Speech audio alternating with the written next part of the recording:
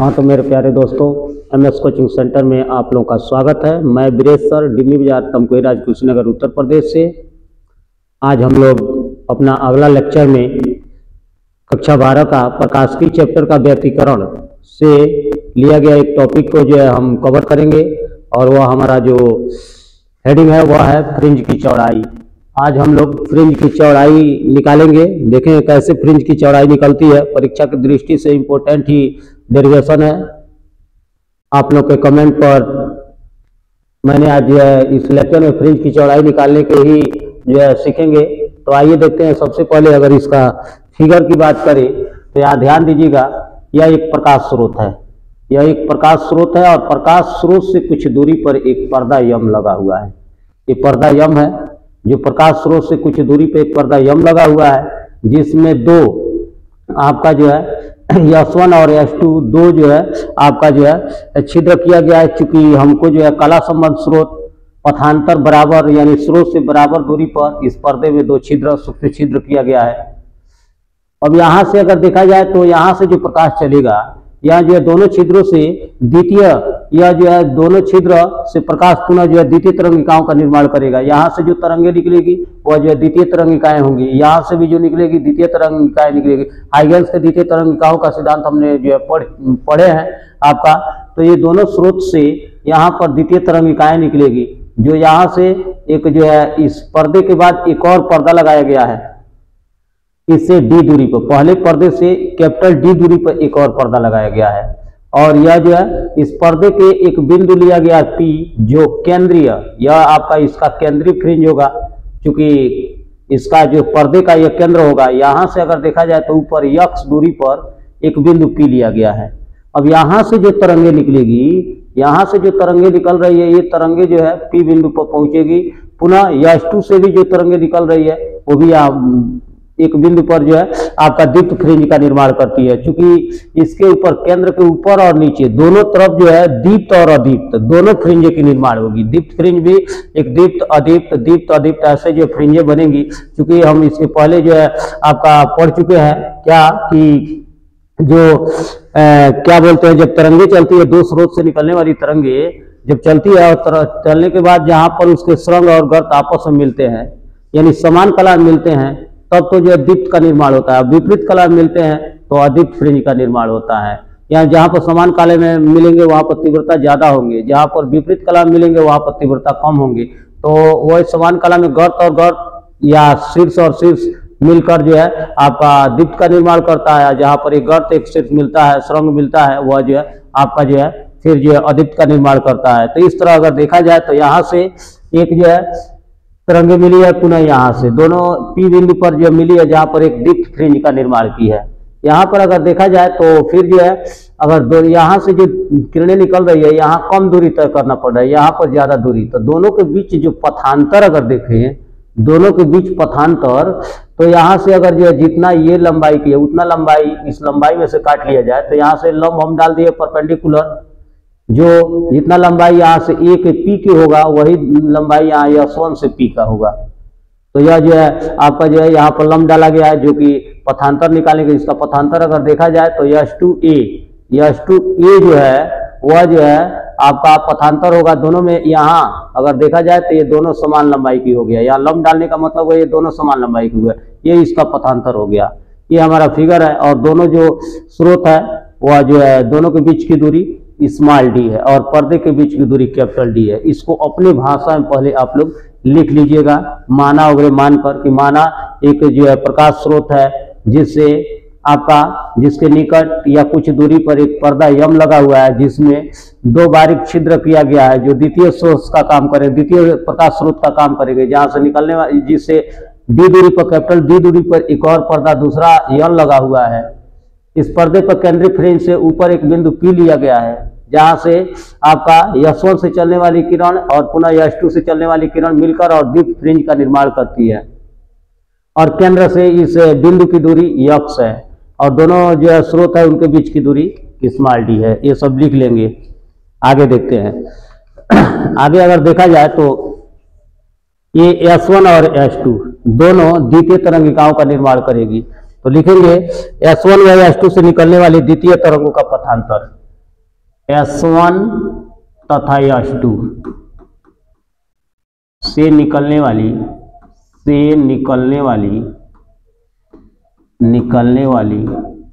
द्वितीयक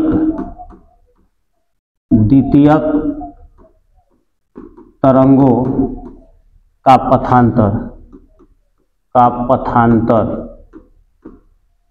पथांतर होगा कितना? तो यहां ध्यान देना, यही है पथांतर आपका S2A। तो यह हो जाएगा S2A। अब बराबर होगा किसका? तो ध्यान देना, इसका जो मान होगा इस पूरे लंबाई में से, ध्यान दीजिएगा, S2P में से अगर घटा दे AP या घटा दे S1P तो हमारा निकल जाएगा S2A। तो लिखेंगे S2A बराबर, लिख सकते हैं S2P माइनस इसमें से घटा दे S1P, ये हमारा होगा पथांतर। अब यहां से अगर S2A की वैल्यू हम अगर निकाल दें तो फिर ये हमारा पथांतर निकल जाएगा। तो एक काम करते हैं, सबसे पहले हम त्रिभुज लेते हैं S1A S2 या S1 S2A। ध्यान दीजिएगा, त्रिभुज S1 S2A और समरूप होगा त्रिभुज कौन? ध्यान दीजिएगा, PCO, त्रिभुज PCO, ये दोनों समरूप होंगे। कैसे समरूप होंगे? तो ध्यान दीजिएगा, इस वाले त्रिभुज में गौर कीजिएगा थोड़ा सा। इस त्रिभुज में अगर बात करें S1 S2A में, तो यह कोण मान लीजिए थीटा है। तो ये यदि थीटा होगा तो इस त्रिभुज के लिए भी अगर देखा जाए तो ये भी कोण हो जाएगा थीटा। और गौर कीजिएगा, अब देखा जाए तो ये वाला 90 है, इसमें भी ये वाला 90 होगा, और ये कोण जो होगा इसके बराबर फिर ये कोण हो जाएगा। तो यह त्रिभुज यह समरूप होंगे। तो समरूप होंगे तो ये काम करते हैं, समरूप त्रिभुज का नियम आप पढ़े हैं कि अगर त्रिभुज समरूप है तो उसके भुजाओं का जो अनुपात होता है वह बराबर होता है। यदि दो त्रिभुज समरूप है तो उसके जो भुजा का अनुपात होगा वह जो है आपस में बराबर होते हैं। तो एक त्रिभुज हम आपका त्रिभुज अगर देखा जाए तो S1A S2 या S1 S2A और फिर जो है आपका PCO, ये दोनों त्रिभुज की बात करें तो दोनों त्रिभुज में अगर देखा जाए तो यहाँ देखिए, इस त्रिभुज में थीटा है, इसके सामने का भुजा ये पड़ रहा है, ये थीटा, इसके सामने का भुजा ये है S2A। तो लिख सकते हैं S2A और बटे इसमें इस त्रिभुज में आ जाइए, इस त्रिभुज में थीटा यह है तो इसके सामने का भुजा यह है, अर्थात OP। अब बराबर हो जाएगा फिर इस त्रिभुज में, यहाँ देखिएगा इस त्रिभुज में ये 90 अंश का कोण है तो इसके सामने का भुजा यह हो रहा है S1 S2।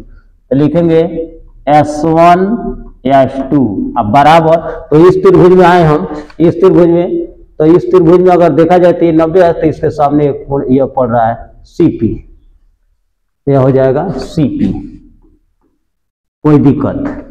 दोनों त्रिभुज में हम जो है एक बार थीटा वाले सामने का भुजा में अनुपात लिखे हैं, एक बार जो लंब है 90 अंश के कोण है उसके जो है आपका जो है उसके सामने के भुजा में अनुपात लिखे हैं। आगे अगर देखा जाए तो CO की तुलना में जो होता है, CO की तुलना में आपका S1 और S2 बहुत छोटा होता है। CO की तुलना में यहाँ लिख भी सकते हैं, CO की तुलना में, क्योंकि CO की तुलना में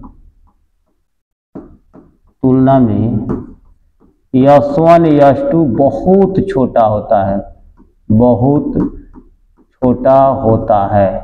अगर छोटा होता है S1, ध्यान दीजिए CO ये जो दिखाई दे रहा है इसकी तुलना में S1 और S2 दोनों जो छिद्र है एकदम पास होते हैं, यहाँ पर बड़ा दिखाई देगा, एकदम पास है, तो इसकी तुलना में बहुत छोटा होता है। तो इसकी तुलना में यह बहुत छोटा होता है तो हम जो है CP को CO मान सकते हैं थोड़े समय के लिए। तो मान सकते हैं CP बराबर CO, लगभग CP और बराबर लगभग मान सकते हैं आपका किसके CO के, CO। अब ध्यान दीजिएगा, अब यहाँ पर अगर मान ये उठाकर यहाँ भर दे तो यहाँ लिख सकते हैं S2A बटे OP। आई इक्वल टू क्या हो जाएगा यस1 यस2 बटे सीपी को हटाकर सीओ लिख सकते हैं। अब यहाँ गौर कीजिएगा, अब यहाँ से मान हम रख रहे हैं क्योंकि यस2a को उतार ले रहा है, इसी का हमको मान निकालना है ओपी। ओपी क्या है तो ओपी ओ से लेकर और पी के बीच की दूरी को यक्स कहा गया है, तो यह हो जाएगा यक्स और बराबर फिर हो जाएगा आपका, यहां ध्यान दीजिएगा, आपका यस1 यस2 यस1 यस2 के बीच की दूरी को डी माने हैं, तो यह हो जाएगा डी अब बटे सी ओ, सी से ओ के बीच की दूरी, वही पर्दे दोनों पर्दे के बीच की दूरी कैपिटल डी है। अब ध्यान दीजिएगा थोड़ा सा, यह हो गया हमारा। अब यहां से अगर हम यस2a की वैल्यू निकाले तो इसको उधर भेज देंगे, तो यक्स उधर जब जाएगा, एक मिनट थोड़ा सा ध्यान दीजिएगा,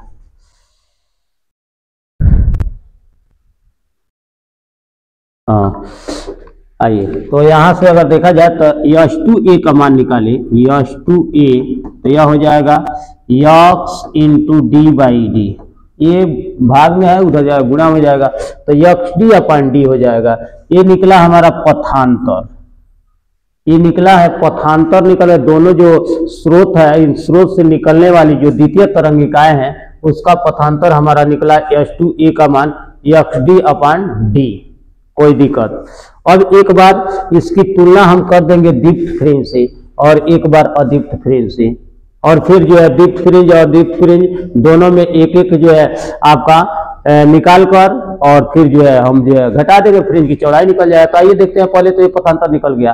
अब अगर दीप्त फ्रिंज की बात करें, यहाँ देखिएगा, गौर कीजिएगा,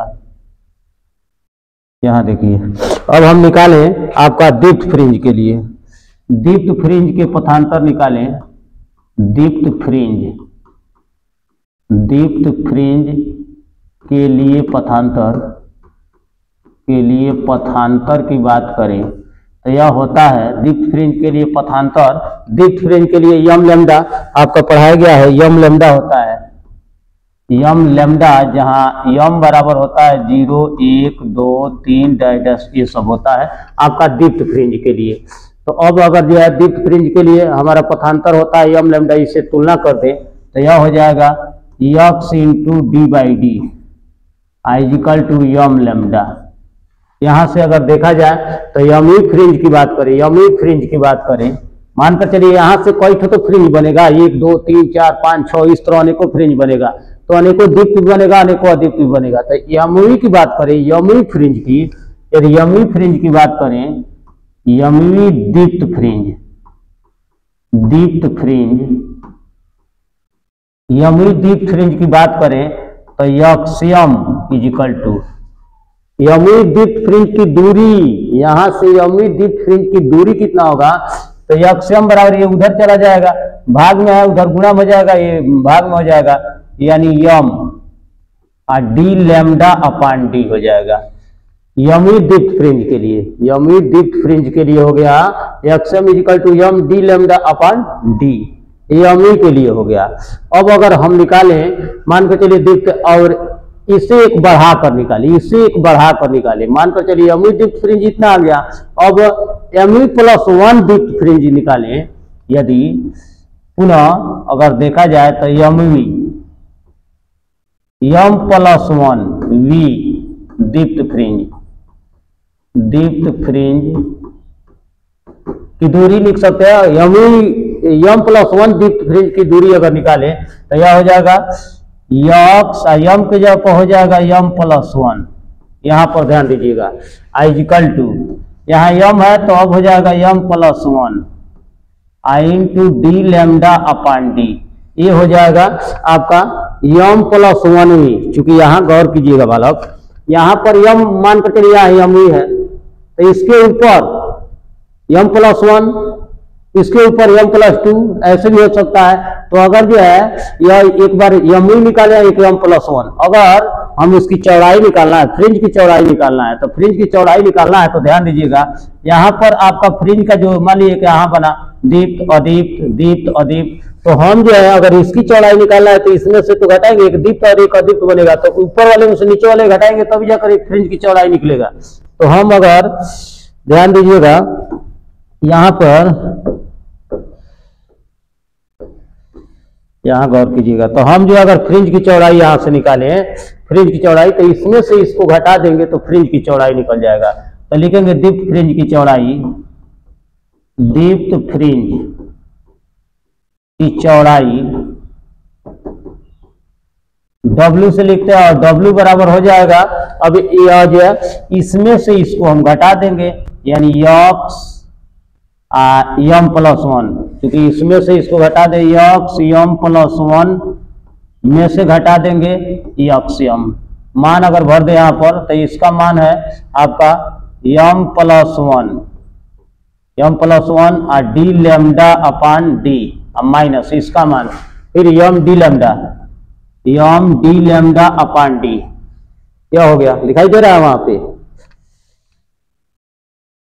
चलिए अब यहाँ गौर कीजिएगा, यहीं पर लिख दे रहा है, एक स्टेप लिख कर यहाँ से अगर जो है W बराबर देखा जाए तो इसमें से डी लेमडा अपान डी अगर कॉमन कर ले तो पोस्ट में बचेगा आपका डी लेमडा अपान डी, कॉमन कर ले तो यह बचेगा यम प्लस 1 माइनस यम, ये वाला यम से यम कैंसिल हो जाएगा, यानी जो यह हो जाएगा W बराबर हो जाएगा आपका डी लेमडा अपान डी, डी लेमडा अपान डी हो जाएगा। यह हो जाएगा आपका दीप्त फ्रिंज की चौड़ाई। अगर अदीप्त फ्रिंज की चौड़ाई निकालना है तो पुनः अदीप्त के लिए हम जो है ये जिस तरह दीप्त के लिए निकाले हैं, इसी तरह पुनः अदीप्त के लिए होता है यम माइनस 1/2 लेमडा होता है। अब उसमें इसी तरह तुलना इसे कर देंगे, या करके जो है यमी अदीप्त निकालेंगे और फिर यम प्लस 1 ही अदीप्त निकलेगा, फिर इसमें से इसको ऊपर वाले घटाएंगे, जैसे घटाए हैं तो फिर चौड़ाई भी इतना ही आएगा, क्योंकि दीप्त और अदीप्त दोनों की चौड़ाई सेम होता है, जितना दीप्त की चौड़ाई होगा वह उतना ही अदीप्त की चौड़ाई होगा। तो यह हमारा था आपका फ्रिंज की चौड़ाई, स्क्रीनशॉट कर लीजिए। यह हमारा फ्रिंज की चौड़ाई था। और पुनः जो है हम लोग जो है पुनः अगले वीडियो में मिलेंगे, तब तक के लिए धन्यवाद।